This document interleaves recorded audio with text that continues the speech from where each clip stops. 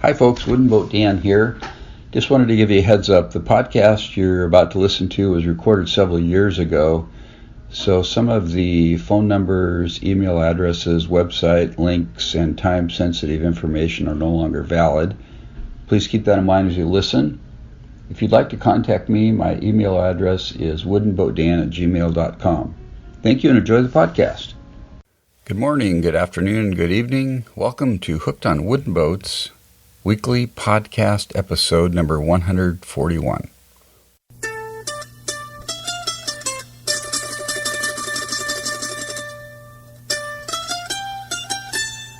I'm your host, Dan Matson, aka Wooden Boat Dan. If you can't do it, well, there might be a couple people that can somewhere in the world. And this is the world's first podcast fully dedicated to celebrating the art, craft, history, tradition, and romance of wooden vessels around the world. Welcome to the podcast today, folks. We have an action-packed and fun time coming ahead. Today's featured segment is an interview with Jake Beattie from the North Maritime Center in Port Townsend, Washington. Jake is the executive director there. I believe he's been there maybe 4 or 5 years, doing a great job. And I had the chance to sit down with Jake and talk to him about the Race to Alaska. And this is an event that's going to take place starting June 4th, 2015. And it's basically a race from Port Townsend to Ketchikan, Alaska. Any boat is eligible as long as it doesn't have a motor. Yeah, it's really an exciting event that's creating a lot of buzz. So stick around for that interview with Jake. We're going to talk about Race to Alaska and some other things that are happening at the North Maritime Center. This week and last week, actually, I spent a fair amount of time moving my Amazon business from my garage to a bonus room over the garage, getting that set up there, which means that I've cleared out the garage and I'm almost ready to pull my scamp in. And if you've been listening, you know that I purchased a partially completed scamp kit last December, right before Christmas. And that is my next project. I can't wait to get my shop set up again, put the Scampi in, and start working on her. And to be honest, my goal is, now goals have to be lofty or they're not really goals, right? They have to be hard to attain. So this is going to be hard to attain, but I'm going to state publicly here my goal, not that the whole general public was listening, but my goal is to get the scamp done so I can participate in day one of the Race to Alaska, which is from Port Townsend to Victoria. It's the only part of the race that's going to be supported, and you can pay $50 and do just that first day, and there'll be quite a few boats doing that, I would guess. So that's my goal, is to get her done. Now, there's about 80 hours that have already been put into the scamp that I'm finishing, and by personal experience, I know that there's a good 200 hours left, I would say. Because the scamp I assembled last year and sold as an assembled kit, I had 220 hours into it. And it still had paint and varnish and the whole sail rig to do, and hardware and things like that. So these boats take a lot of time for an 11-foot, 11-inch boat. You just don't throw them together in a weekend. Not really an instant boat sort of thing, but anyway, that's my goal, is to get her done. I think that would be an absolute blast. And I would bet that there's going to be some other scamps doing that first day. So I'll have to check with the guys in Port Townsend and see what the scoop is on that. I have several new subscribers to the electronic newsletter that I send out monthly or close to that. Dave Hinkle, Bob Flick, Cody Harris, Franz Miller, Wayne Robertson, and Andrew Wilkinson. Thanks for signing up for the newsletter. It is free. If you'd like to do that and stay apprised of what I'm up to and some of the fun stuff happening in the wooden boat realm, you can go to hookedonwoodenboats.com/subscribe. Give me your email address, first and last name, and you're in like Flint, so to speak. So I would encourage you to do that if you haven't already done so. And as of this podcast, I've got, I believe, over 700 people on that list, which is pretty awesome. It continues to grow. Also wanted to mention here that my email address has changed in the last couple of weeks. My new address, which you should send correspondence to, is woodenboatdan@gmail.com. I am no longer using dan@hookedonwoodenboats.com. I was getting too much spam, and so I shut that account down. So if you want to contact me by email, woodenboatdan@gmail.com. We're going to move on now to the interview with Jake Beattie, Executive Director of the North Maritime Center. Take it away, Jake. Okay, it's September 5th, 2014. I am at the North Maritime Center in Port Townsend with Jake Beattie. Jake, welcome to the podcast. Thanks for having me. We were just talking. It's been a couple of years since I had Jake on here, and we're at the Port Townsend Wooden Boat Festival, the first day of the festival. It's a beautiful day here, lots of cool boats. Great job again, Jake, on the festival. Thanks. It's a great team of people working on it, great boats and great volunteers. It's I have a very small part of this festival. Yeah. How many volunteers? Over 400 volunteers filling over 600 volunteer shifts. Oh, my goodness. Yeah. So somebody's doing time and a half on their shifts. Yeah, that's right. Well, some people stay for the whole weekend. Really? Yeah. Very cool. Yeah. So, Jake, I wanted to ask you about the Race to Alaska, which is kind of a new event that came up. So, first of all, tell me how this came about. It happens. The genesis story of this is like all good things. It happened over beer at the Wooden Boat Festival last year. Oh, really? So there was a bunch of us sitting around thinking about what would be a great way to spread the word or create an event in this area around small boats. You know, the East Coast has got several great small boat races, the Everglades Challenge or the Blackbeard Challenge. There's a bunch of rendezvous and races on the East Coast that happen. Yeah. And there were people sitting around kind of think about, well, what's going to be the thing that we can do out here? Because there's certainly a movement of small boats that are happening right now. Yeah, definitely. So then it kind of hit me like it's somewhat like the X Prize, but it's for boats. And the Inside Passage is a route that's done every year. It's a popular cruising route. Yeah. It's done every year by small boats and big boats and kayakers. And when I was talking to the people at Ketchikan, they actually said somebody did it in a jet ski last year. It took them 2 days from Seattle to Ketchikan. Are you? The most uncomfortable 2 days I could ever imagine. Oh my goodness! So, but there's never been a race. I mean, there's never been a sailing race or an engineless race. Yeah. And so it just kind of hit me like let's put up a bunch of money, and let's see who shows up, and making it as wide open a competition as possible. Yeah. With not really any limitations on other than having no engine on board. Any boat of any length and any crew size, any route you want, as long as you go through basically 3 checkpoints. One's Victoria, one is Seymour Narrows, and one is Bella Bella. Okay. And the finish line's at Ketchikan. There's no safety net other than the regular existing Coast Guard and life-saving forces, because what we want is high-caliber people who aren't going to require one. And it's a self-supported race, so again, trying to raise the bar on seamanship and navigation and skill. Really, one ought not to go out thinking they're going to get rescued. So let's just put that on the table that's not going to happen. Yeah. And that was the concept. And for some reason, the board of directors here thought it was a good enough idea to run with it. And we kind of went live on it earlier this month. The website's up, racetoalaska.com, and there's a great video that a buddy of mine did with Josh Colvin. And I saw that. Yeah. That was awesome. And it kind of captures the whole race. The video is a guy goes to Alaska, nails money to a tree, and then hits the starting signal.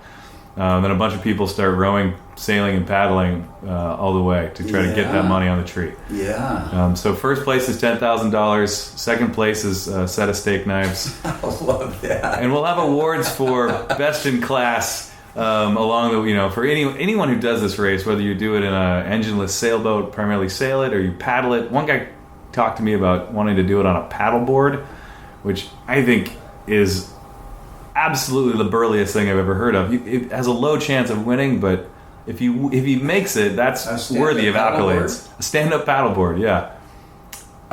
So it's going to be interesting. I think who signs up, who completes it, and who wins. And at this point, no one really knows. It's first kind of race where, the Charles W. Morgan, the big whaling ship without an engine on it that they just restored in Mystic Seaport, could foreseeably enter this race. Yeah. They're not going to, but it could be the only race where that 180-foot square rigger would be racing against a kayak, and I don't really know who would win. Yeah, right. Yeah. So if do you have to qualify to be you have to apply and have qualifications to enter the race, and what does that look like? Yeah, there's an application process. We want to make sure that we're not setting people up for failure. Yeah. And there is an application process. We want to know a little bit about your boat. We want to know a little bit about your resume. Yeah. And the resume of the people on board. The crew members. And then the first stage from Port Townsend to Victoria is a little bit of a qualifier. Actually, it's explicitly a qualifier. So we'll have a safety net system for that. People can enter just the first stage if they want. That's probably the stage I'm going to be able to do. And that's 40 miles of open water that's pretty rough. Yeah, totally. So the thought is... Straight to Wannafuka, that's right. Yeah. A big fetch to the open ocean, and tends to gust up in the evening. A lot of tidal action, so... As a proving ground, we thought it was a pretty good one. So the theory is if you can make it across without getting assistance within a time period, and right now we're kind of batting around between 24 and 36 hours for the 40-mile stretch, then you're qualified to go on.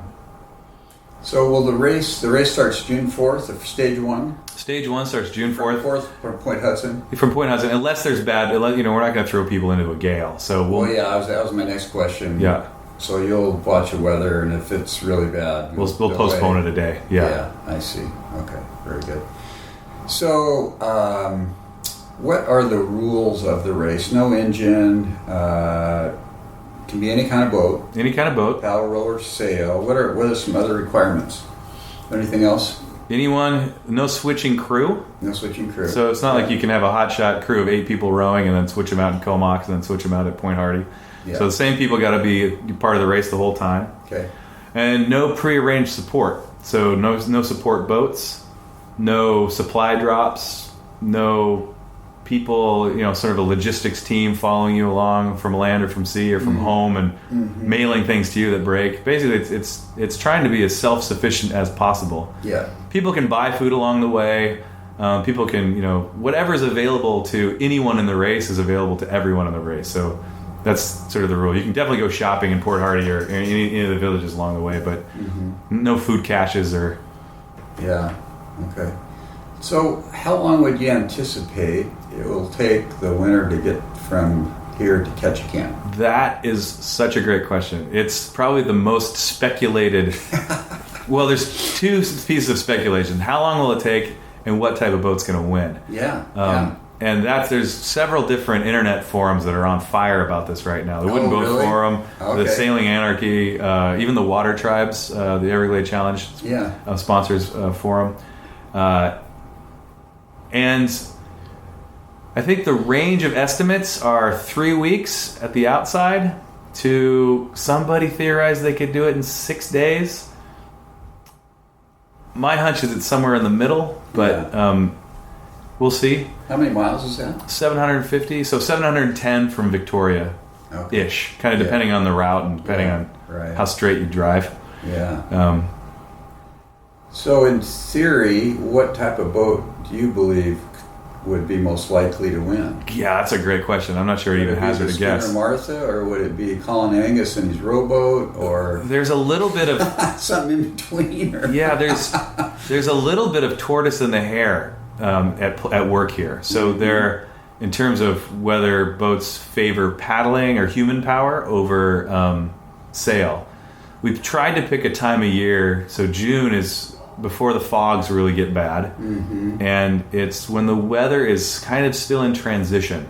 So it's pretty ambiguous whether there's be wind or not. Oh. And if there is wind, it tends to be from the north, at least for part of the course. Yeah. There's some favorable winds from the south on the southern part. Slower for sailboats. Slower for right. But maybe you get lucky, and maybe you get, especially for those long crossings. Yeah. The biggest factor is the tidal nature of the inside passage. There's such big tides and such big currents. Seymour Narrows, being one of the waypoints, has currents that exceed 16 knots regularly. Wow. So there's a little bit of a gamble, or I guess that's when I think about what boat I would take. I would want something that could be human powered enough that I wouldn't be stuck waiting for the right wind at the right moment, so I could get through Seymour Narrows. Yeah. And there's a lot of discussion about big boat, small crew, big crew. Do you ride the eddies on the foul current? Do you just sleep on the bad currents and then wait for the good tide going in your favor? Yeah. So there's a lot of strategy around that going on right now. And it's a conversation that's fantastic. Yeah. What an intriguing idea. That's one of the reasons we did it, was to kind of inspire people to that kind of adventure. So it's not as easy as turning on your motor and going.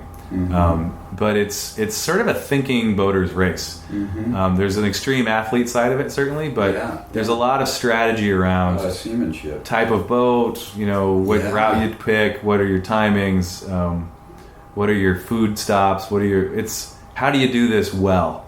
And I think the other goal of ours around the race was to inspire that kind of conversation and get people talking about doing this trip without an engine. And I think without an engine, you're also talking about boats that are cheaper, more affordable for people. I think the next movement, I think small boats are really popular right now, or gaining popularity, because moorage to disposable income ratio is getting worse as our economics, global economics kind of change for us. And so I think the boating future is really, for a lot of us in the up and coming generations of boaters, is going to be in smaller boats. And so I think this is a way to shine a light on what is possible in smaller boats and boats without engines. What's the longest crossing on that route? Well, it's right around Cape Caution, and that's probably well, it kind of depends on how you do the math and where you start from. But there's 60 miles before you can find a real good hidey hole. Is that like at the north end of Vancouver Island? Yeah, that's right. Yeah, northeast side there. Yeah, right before you make that turn from you stop going west and you start going north. Have you done the inside passage? Yeah, a few times. Have you? I used to work primarily on freighters. I've never done it for fun. Oh, really? I used to work in the wheelhouse of these little coastal freighters that would go up and down. So that's I dreamed about this route a lot, but I've never actually gotten to do it the way that this race will be doing it. Yeah, I really cheated and did it on Alaska Ferry a long time ago. Yeah, that's great. Well, very cool. So, do you have any entrants yet? There's actually 6 that have entered, and we've only told the world about one, but we'll over the next few weeks we'll be throwing out the other ones. Yeah. Can you tell us the one then? Roger Mann is his name, and he's an Everglades Challenge veteran and does a lot of those small boat races back east. And he doesn't know which boat he's doing it on. He's either building another one for it, or he's going to do it on a small trimaran that he does the Everglades Challenge in. Yeah.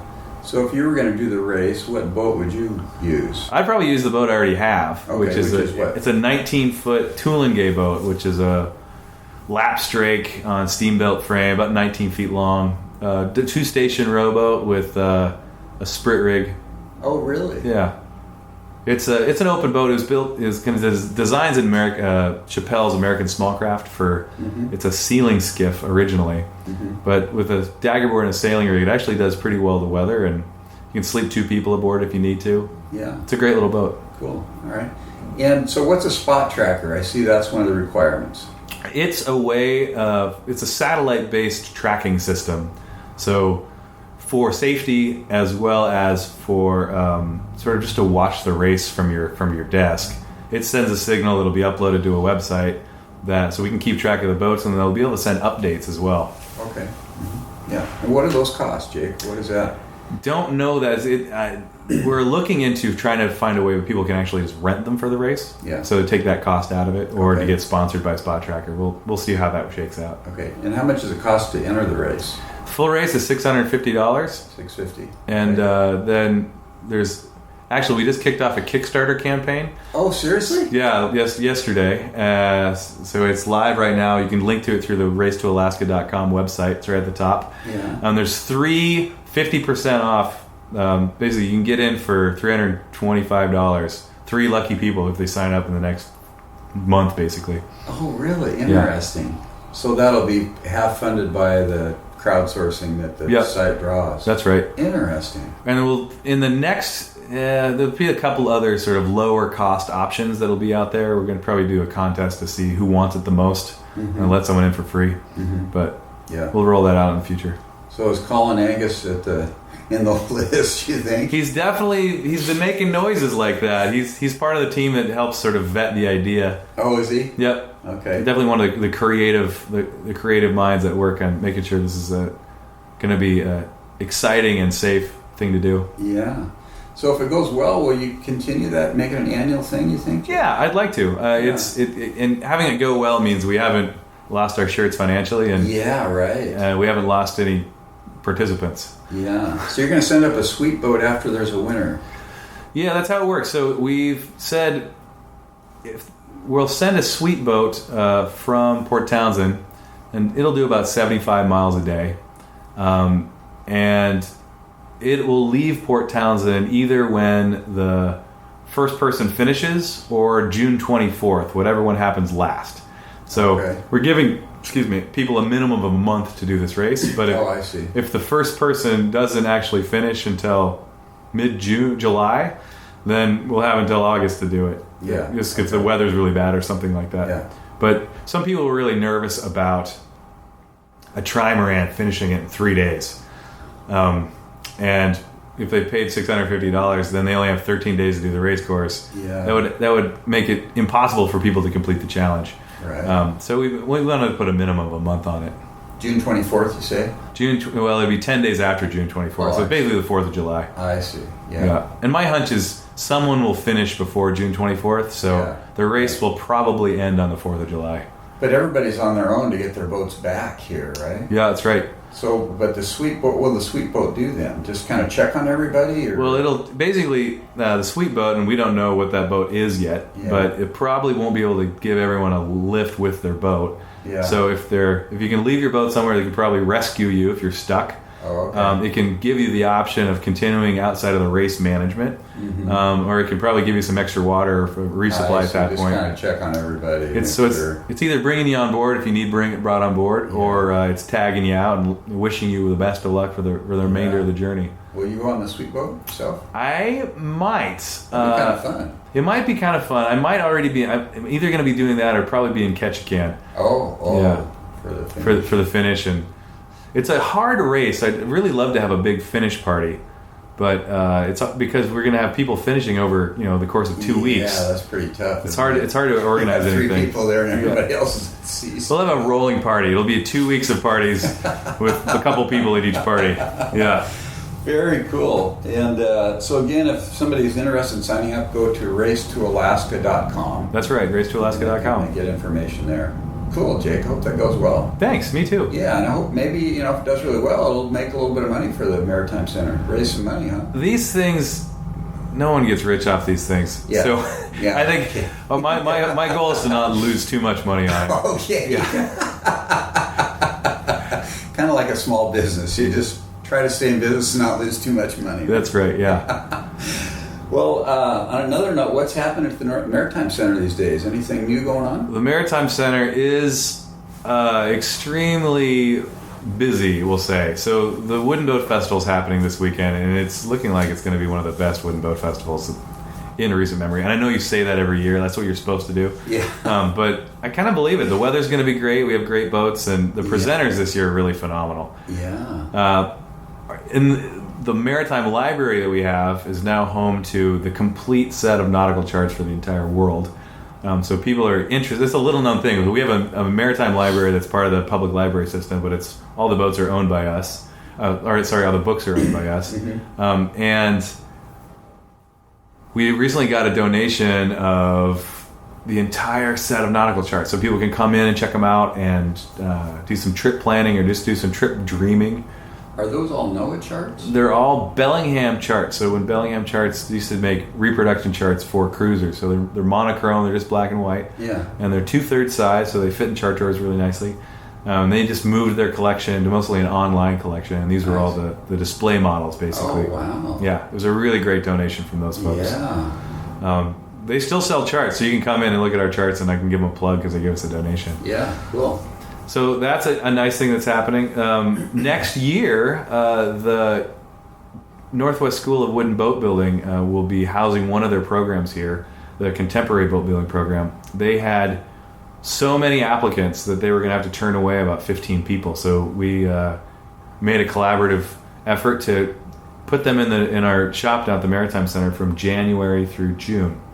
So I don't know what project they'll be working on yet, but they're taking up the whole shop, and it'll be a great thing to watch, and students will be learning, and boats will be getting built, and it's a neat collaboration. Yeah, very cool.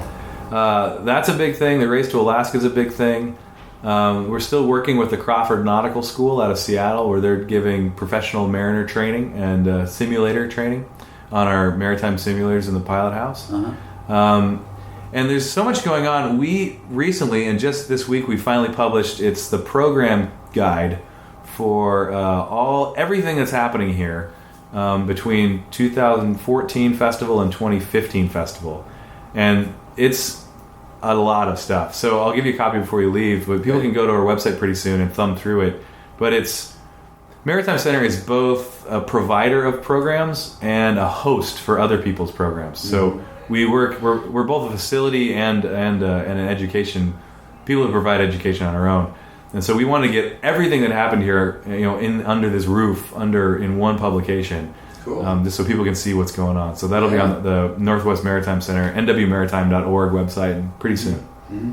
So I've got a question. What about the boat building classes that were kind of held here in the spring? Now, they won't be able to be held here. We just squished them all in, most of them. I think one had to move to a different location, but what we did was all the activity that we normally do in the boat shop, we just condensed into a really tightly packed July through December. Oh, okay. So boat school's here from January through June. Yeah. The rest of our programs happen kind of back to back to back, nonstop from July through December. Because I know Pygmy Kayaks would come in and do a class, and CLC boats, and Cape Falcon, and all that stuff. There won't be a Scamp Camp next year, I don't think, is what I heard. At least not through the boat school. Yeah.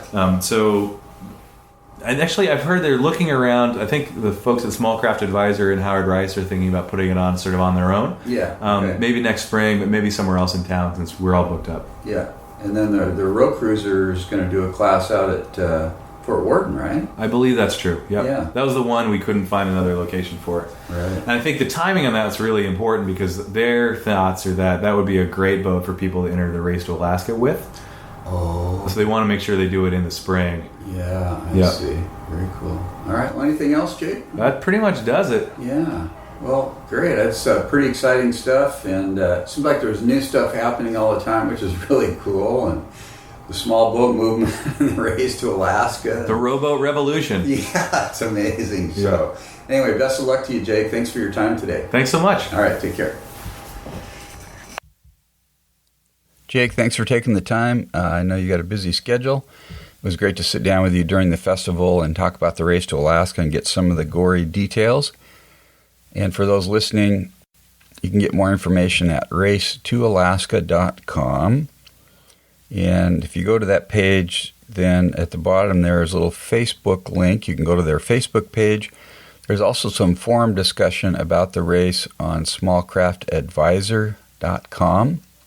which is Josh Colvin and Craig's magazine about small boats. And I believe there's also some discussion going on the Wooden Boat Forum, which would be woodenboat.com. And then you go to their forum there, and there's some discussion about that.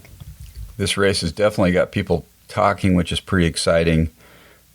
Yeah, if you go to their racetoalaska.com, the video they did there is really good. They just did a little promo video. It's probably 2 or 3 minutes long, but it is excellent. It really gives you a flavor for what this race is going to be like. Okay, if you'd like to connect with me, you can do so by emailing me,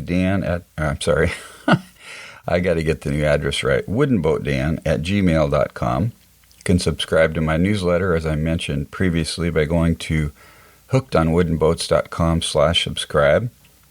You can leave comments on my website, and you can find me on Facebook, Twitter, Pinterest, and YouTube if you look for Wooden Boat Dan there. I'd appreciate it if you'd send me pictures and stories. And you can also subscribe to the podcast on iTunes if you'd like to. And that way you'll be notified when there's new episodes. And if you have podcatcher software on your smartphone, you can download directly to your smartphone and listen in the car and that sort of thing. If you'd like to help support the podcast and you make purchases on Amazon, go to this link before you make your purchase and I'll get paid a small commission. And that link is hookedonwoodenboats.com/Amazon. Also, I have an ebook, Get in the Wooden Boat Game, a guide for building your first boat, which you can purchase on my website.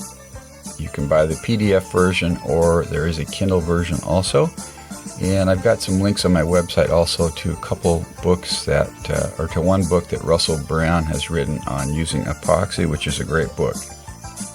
Anyway, I hope you had a great week this week. It's been good chatting with you. Keep the bright side up and the barnacled side down. Wooden Boat Dan over and out. We'll talk again next week. God bless.